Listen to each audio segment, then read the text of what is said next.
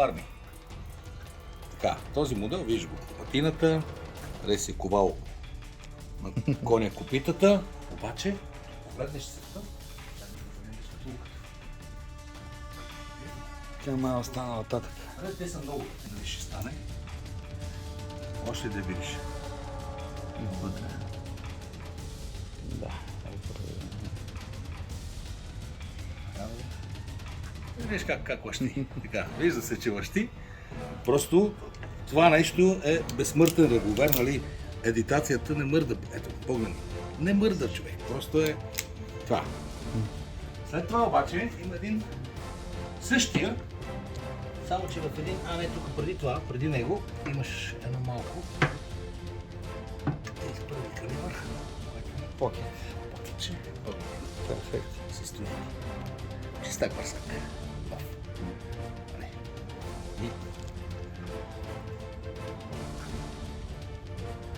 След което вече идваме към по-добрите. Вече отиваме на това. Това е уникална конверсия. Това е маничко. 44 странично запалване. Това като го погледнеш, той е армейски, той има два номера тук. Това му е отдолу единия номер, който е производствения, после номера на конверсията тук. И това го има тук, под стренките, нали, армейския символ тук на инспекторите на дръжката. Така. И барабана, това, значи тия конверсиите на Ремингтон, те са били много правил ги куци и сакато навсякъде. Но специално изработени в Ремингтон, това тук, тук пише на барабана патент. Това означава, че е изработена в Ремингтон тази конверсия, фабрично, което вече си е рядкост, нали, и е много интересно. Конверсии в България. Това нещо, нали, Цев, няма да говорим. Това сложи с очилата, защото ще заслепи. Нали. Това са... той е същото, той е такъв New Army. След което минаваме на Single Action Army. Така, Ремингтон са правили три модела. Това е, то евентуално... 73-та, мисля. 75 мисля. И 5-та? Да. Така, това е калибър 45. Нали? Пак също е доста добър. Сега този, виж го, той няма първия зъб тук, виж, няма. Това означава, че или е слагано между това, или използваш празна комора, празна камера. Просто няма такова. Те са били три калибъра. 45, 44, 40 и 44 Ремингтон.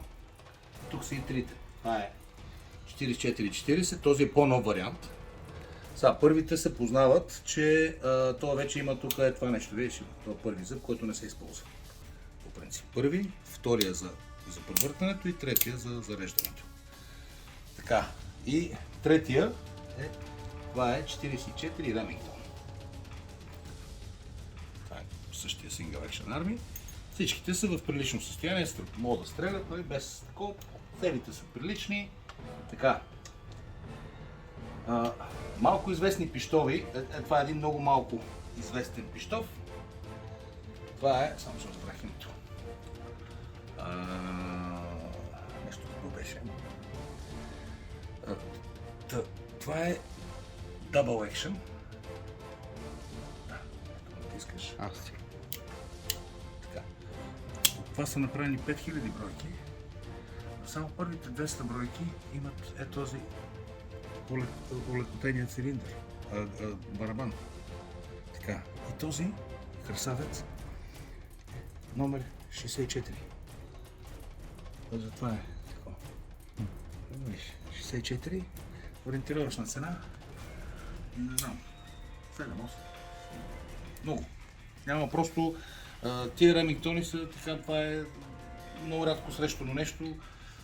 Единици се виждат с олекотените цилиндри. Тия с кръглите, и те са скъпи, те струват около 4-5. А този е с това. И трябва да бъде, мисля, че серия номер под 200, за да има този цилиндър. Разбираш? Не съм сигурен много за точно кой е, но знам, че са много малко бройки. А след което отиваме вече на тежката артилерия на Ремингтон. Това е Ролинг блок система. Ролинг блок, обаче това е арми. Ролинг блок арми, ето ти го. Тук. Това, армейските символи. Виж състояние 1А. Супер да не. Отваряш. Поглеждаш цевта. Чакам да запаля лампата. Цевта си е.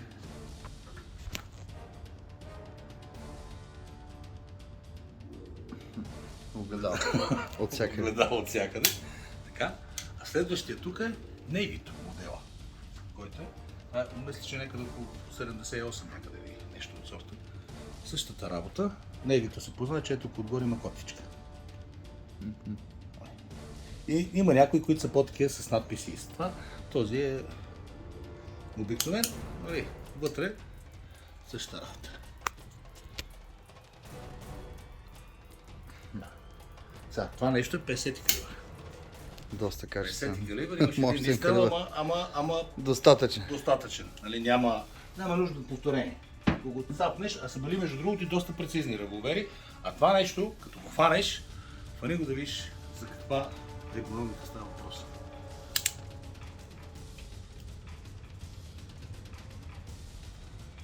Просто го фани да видиш как ти стои в ръката, то просто заспива. Заспива, просто ти, това е направено, това нещо ти е направено за Право става ръката. като завърша като Да. част от ръката. Така. Тук надолу, това са тук в тази част, това са малките ремингтони, където вчера ти ги показвах. Нали, като това, което беше интересно е този зигзаг. Той е изключително рядък. Нали? А другите, ето тук долу мога да си имаш така, виж как са наредени. Това са Smooth, 41, 38, 30 малките странично запалване. Този, който е с това отдолу е барабан, нали, и работи на принципа на Уинчестера. Това нещо като го дръпнеш назад, виж какво прави. Виж тук, от тук взима патрона е тази джаджа, вкарва го горе и после като върнеш това нещо, той влиза вътре. А това ти остава заредено. Че това само, че тук колегата го е бил това.